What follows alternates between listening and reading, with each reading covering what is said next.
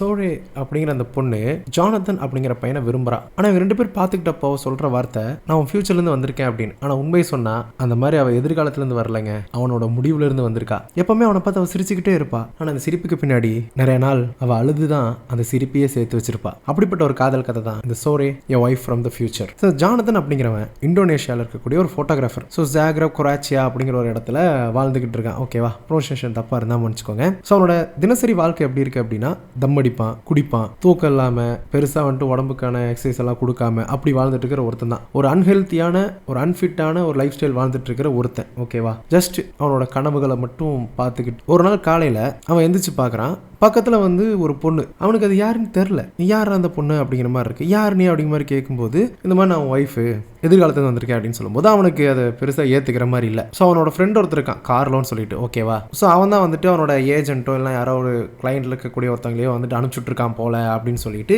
இவன் நினைச்சுக்கிறான். ஆனா சோரே வந்து என்ன பண்றாங்க அப்படின்னா, ஜானதனை வந்துட்டு நாள் ஃபுல்லா பின்தொடர்ந்தே வந்துகிட்டு இருக்காங்க. ஜானதன் போயிட்டு அவனோட கேர்ள் ஃப்ரெண்ட் எல்சாவை பார்க்கறான் ஒரு கஃபேல.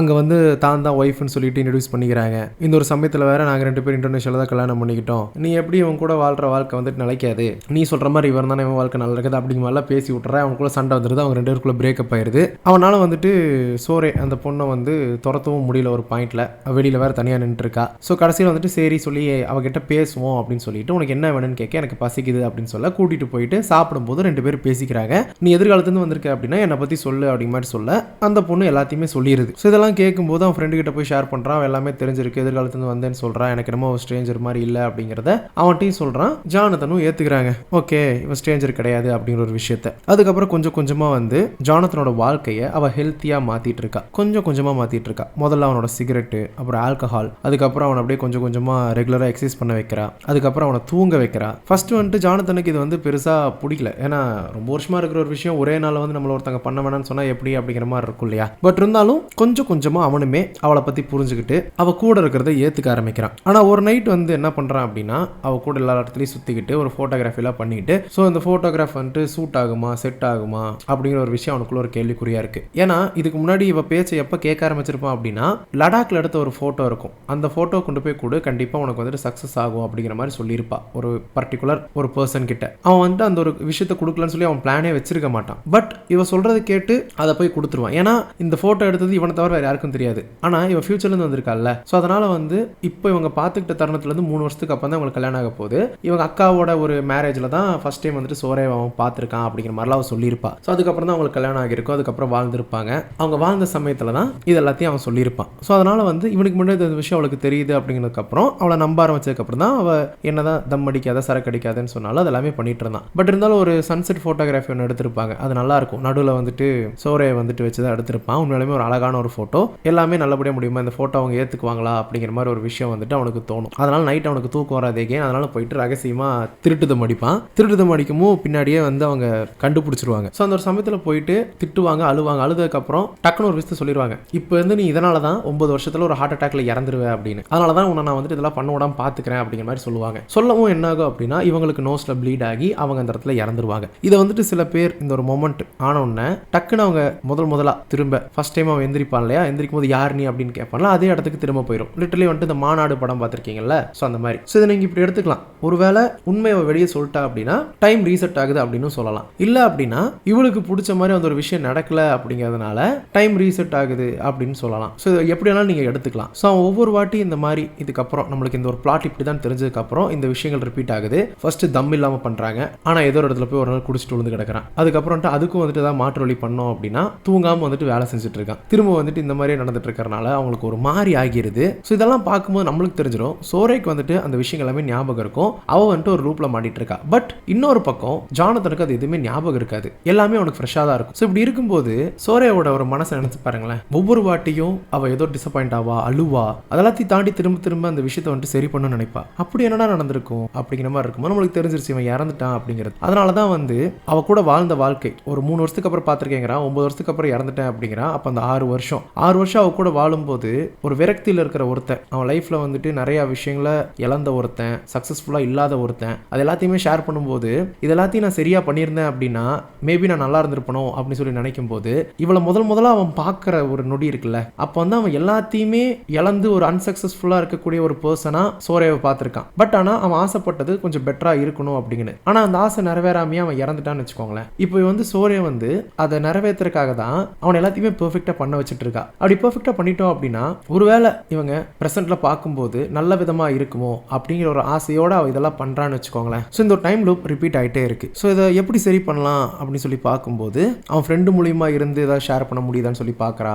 அதுவும் முடியல. பட் ஒரு பாயிண்ட்ல அவள் அக்செப்ட் பண்ணிக்கிறான். ஓகே, நம்ம வந்துட்டு விட்டுறலாம், நம்மளுக்காக ஒருத்தங்க மாறுவாங்க, நம்மளால ஒருத்தங்களை மாற்ற முடியும்னு நினைக்கிறது ஒரு முட்டாள்தனம், நம்ம அவங்க மாற்றத்தை நம்ம ஏற்றுக்கணும் அப்படின்னு சொல்லிட்டு அக்செப்ட் பண்ணிட்டு என்ன பண்ணுவோம் அப்படின்னா ஒரு நாள் தூங்கி எழுந்திரிச்சோன்னா அவள் பாட்டுக்கு போயிட்டு அந்த ஒரு ப்ரெசென்ட் டைம் லைனில் அவள் வாழ ஆரம்பிச்சிருவா. ஸோ அந்த கேப்பில் வந்துட்டு இவங்க 2 பேர், ஜானத்தன் வந்து அவனோட ஃபோட்டோகிராஃபியை விட்டுட்டு பொண்ணோட அப்பா சொல்கிற மாதிரி வேலை செய்கிறேன் அப்படிங்கிற மாதிரி சொல்லிட்டானோ என்னமோ, அந்த பொண்ணு கூட வந்துட்டு கல்யாணத்துக்கு ட்ரெஸ் பார்க்கறக்காக வந்திருப்பான். ஆனால் அந்த இடத்துலையுமே வந்துட்டு சண்டை வரும். ஆனால் அந்த ட்ரெஸ்ஸு கடையில் இப்போ வந்து நம்ம சோரே வந்துட்டு வேலை செஞ்சுட்டு இருப்பாங்க. பட் அங்கே ஒருத்தர் இருப்பார் மார்க்கோன்னு சொல்லிட்டு, அவர் ஒரு விஷயம் வந்து சொல்லுவார், இந்த மாதிரியே ஒரு சின்ன வயசில் ஒரு பொண்ணு இருக்க முடியாது, நம்ம வாழ்க்கையில் கடந்த காலத்தையும் வலியையும் மரணத்தையும் ஓவர் கம் பண்ணி தான் ஆகணும், இது எதுவுமே மாற்ற முடியாது அப்படிங்கிற மாதிரி ஒரு விஷயத்தை சொல்லுவார். இதை கேட்டோன்னா திரும்ப வந்து அவங்க என்ன பண்ணுவாங்க அப்படின்னா அவனை திருப்பி சரி பண்ணணும் அப்படிங்கிற ஒரு முடிவுக்கு வருவாங்க. அதனால முடிஞ்ச வரைக்கும் என்னெல்லாம் பண்ண முடியும் அப்படிங்கிறத மாற்றுவாங்க. ஈவன் தான் அவன் தம் அடித்தாலும் அதிலிருந்து அவனை மாத்துறதுக்கு வேற வழியில் அவனை கொண்டு போகணும், அதை தம் அடிக்காதுன்னு சொல்லி கொண்டு போகக்கூடாது அப்படின்னு சொல்லி அதுக்கு ஏதாவது வழி பண்ண முடியுமா அப்படின்னு சொல்லி பார்த்து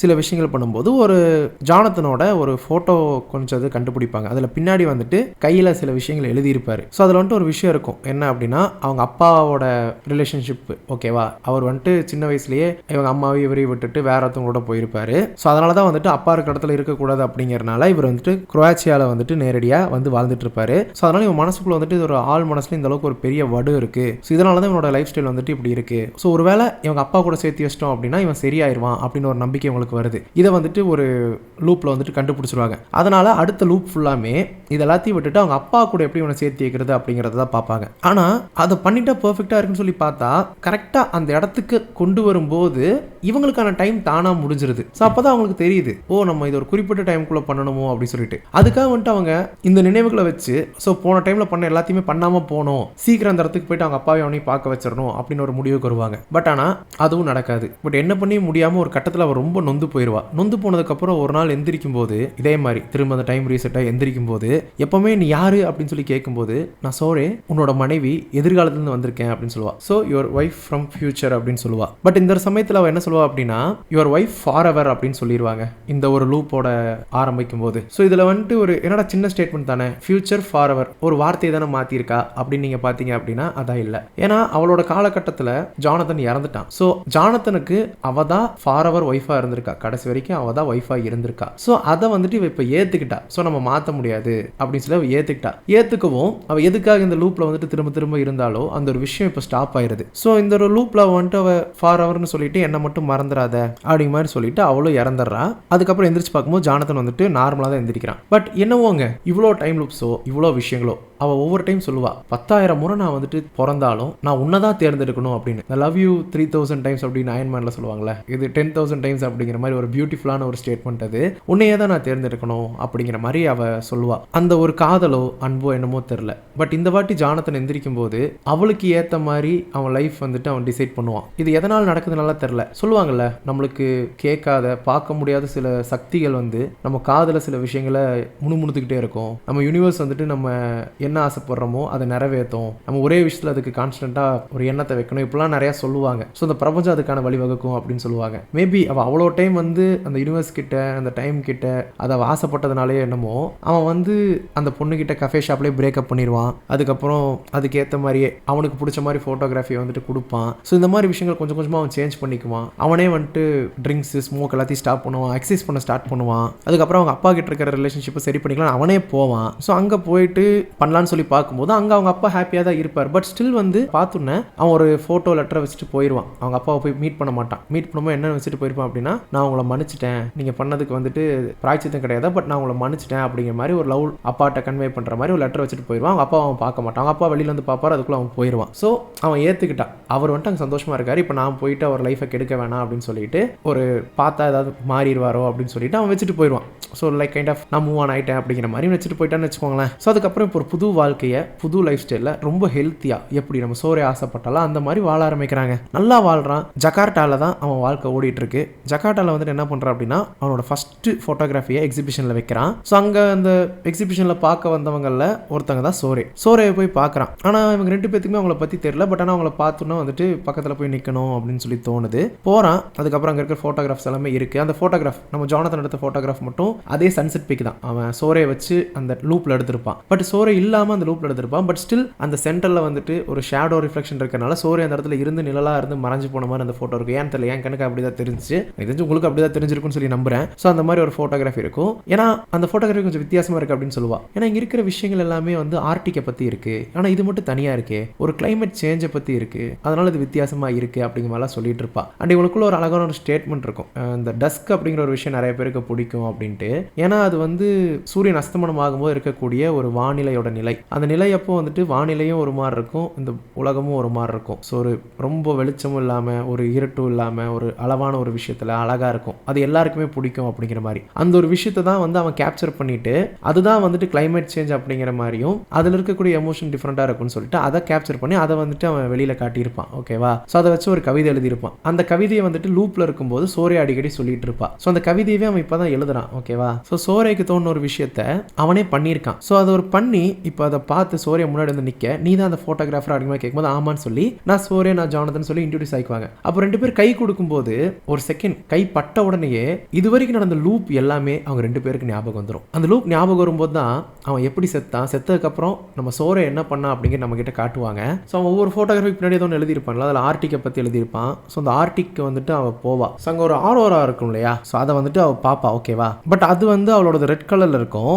அதுக்கிட்ட அவள் ஒரு ஆசைப்பட்டிருப்பா. ஸோ நம்ம பிடிச்சவங்க இறந்துட்டாங்கன்னா அதை சரி பண்ணுறதுக்கு ஏதாவது ஒன்று இருக்கணும் இல்லையா, அந்த மாதிரி ஆசைப்பட்டு அவள் கேட்டாலும் என்னமோங்க கடைசியாக அங்கே போயிட்டு ரிட்டர்ன் வரும்போது தூங்குவா. தூங்கி எந்திரிக்கும் போது கரெக்டாக அந்த டைம் லூப் ஸ்டார்டிங்கில் வந்துட்டு எந்திரிச்சிருப்பா. ஸோ இந்த ஒரு சீன் வந்து அழகாக சொல்லியிருப்பாங்க.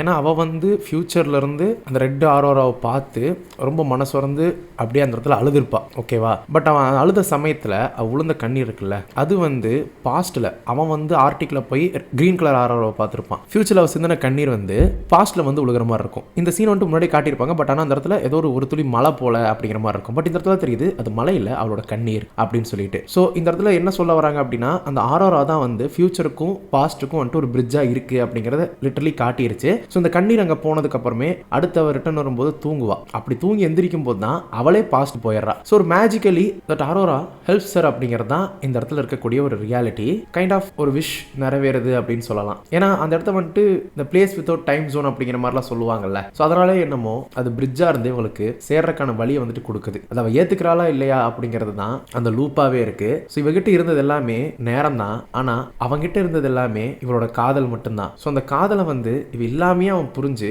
மாற்றிக்கிட்டு வந்த விஷயம் தான் இவங்க 2 பேர்த்த இப்போ மீட் பண்ணி திரும்ப சேர்த்திருக்கு அப்படின்னு கூட சொல்லலாங்க. எந்திரிச்சோன்னே ஐயோ நீ செத்துட்டே நினைச்ச உயிரோட தான் இருக்கேன்னு சொன்னோன்னே இவ செத்துருவா. அதே மாதிரி செகண்ட் டைம் வந்துட்டு அந்த லூப் வந்துட்டு கண்ணி வாங்கும்போது அவளுக்கு தெரியும் ஓகே நம்ம செத்துட்டோன்னு சொன்னா வந்துட்டு நம்ம செத்துறோம் அப்படின்னு புரிஞ்சதுக்கப்புறம் எந்திரிச்சோன்னே நான் தான் சோரே எதிர்காலத்தில் என்னோட மனைவி அப்படின்னு சொல்லிட்டு அவள் சொல்லுவா. ஸோ அவள் அண்டர்ஸ்டாண்ட் பண்ணிக்கிட்டு இப்போ நம்ம பாஸ்ட்டுக்கு வந்துட்டோம், அப்போ இவனை சேஞ்ச் பண்ண பார்க்கலாம், சேஞ்ச் பண்ணிட்டோம் அப்படின்னா நல்லா இருக்கும் அப்படின்னு சொல்லிட்டு அவள் சேஞ்ச் பண்ண ட்ரை பண்ணி கடைசியில் அவள் தோத்துட்டா.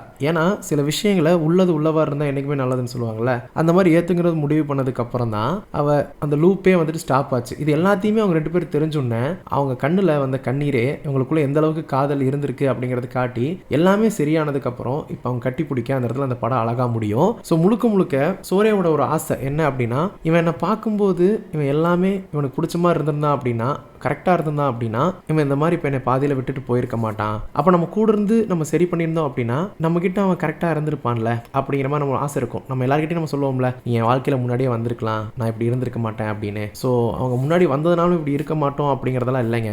யார் யார் எப்பப்போ வரணுமோ அப்பப்போ வர்றது கரெக்டு தான். பட் ஆனால் இந்த படத்தை பொறுத்த வரைக்கும் அவளோட ஆசையை வந்துட்டு ஒரு பொண்ணு ஒரு பையன் மேலே வச்சிருந்த அந்த காதல், அந்த ஆசை, அந்த கனவு, அந்த வாழ்க்கை, இது எல்லாமே வந்து ஏதோ ஒரு விஷயம் இவங்களுக்கு ஒரு செகண்ட் சான்ஸ் கொடுத்த மாதிரி மொத்தமாக சேஞ்ச் ஆகி இப்போ இவங்க 2 பேரும் ஒன்று சேர்ந்துருப்பாங்க. இதை வார்த்தையில் சொல்ல முடியல இந்த உணர்வை என்னால் வந்துட்டு. ஏன்னா அதுக்கும் அப்பாராக இருந்த மாதிரி எனக்கு ஃபீல் ஆச்சு. ரொம்ப பியூட்டிஃபுல்லாக இருந்துச்சு. ஸோ எத்தனை பேர் வந்து அதை ஃபீல் பண்ணுவீங்கன்னு எனக்கு தெரியல. ஸோ ஒரு டைம் மூவி பாருங்கள், அந்த அந்த ஓன் லாங்குவேஜ்லேயே பாருங்கள், இந்தோனேஷியன் இங்கிலீஷ் மாறி மாறி தான் வரும். ஆனால் ரொம்ப பியூட்டிஃபுல்லான ஒரு மூவி. பார்க்கும்போது உங்களுக்கு மாநாடு, மாவீரன் இதெல்லாம் ஞாபகம் வரலாம். பட் ஸ்டில் அந்த லவ் அவங்க 2 பேருக்குள்ள ரொம்ப பியூராக இருக்கும். ஒரு அடல்ட் சீக்வன்ஸ் கூட இருக்காது படத்தில். ஸோ எல்லாருமே பார்க்குற மாதிரி இருக்கும், ஃபேமிலியோடு உட்காந்து பார்க்குற மாதிரி ஒரு அழகான ஒரு படம் தான். ஈவன் ஒரு கிஸ் பண்ணுற ஒரு சீக்வன்ஸ் வரும், ஓகேவா? அப்போ கூட நம்மளோட முதல் கிஸ் வந்து கல்யாணத்துக்கு அப்புறம் தான் கொடுத்தோம் அப்படிங்கிற மாதிரி அவள் சொல்லுவா. அதனால வந்துட்டு அவனும் ஸ்டாப் பண்ணிடுவான், இவளும் ஸ்டாப் பண்ணிடுவாங்க. அந்த ஒரு சின்ன லவ் கல்யாணத்துக்கு அப்புறம் இருக்கணும் அப்படிங்கிறது எல்லாமே ரொம்ப நல்லா இருந்துச்சுங்க. ஸோ ஒரு டைம் பாருங்க. எனக்கு தெரிஞ்ச எல்லாத்தையுமே இந்த படத்தை பற்றி சொல்லியிருப்பேன். தான் ஆசைப்பட்ட ஒருவன் அவன் ஆசைப்பட்டது போல் என்னிடம் வந்திருந்தால் இப்போது அவன் என்னை விட்டு போயிருக்க மாட்டானோ என்ற எண்ணம் அவள் மனதில் ஆழமாக பதிந்த விஷயத்தை யாரிடம் சொல்வதென்று தெரியாமல் அவள் அலைந்த போது இந்த பிரபஞ்சம் அதை கேட்டு அதுக்கான வழியை ஏற்படுத்தி கொடுத்ததோ என்னமோ. எதிர்காலத்திலிருந்து வந்து அவனை மாற்ற வேண்டும் நினைத்த அவளுக்கு அவனை மொத்தமாக அவளுக்காகவே மாற்றி இந்த பிரபஞ்சம் அவளிடமே எதிர்காலத்தில் கொண்டு வந்து சேர்த்தது. அப்படிப்பட்ட ஒரு அழகான கதை தான் சோரே, a wife from the future. சரிங்க, வரட்டா? பி திஸ் படத்தை light the fire and May the force be with you.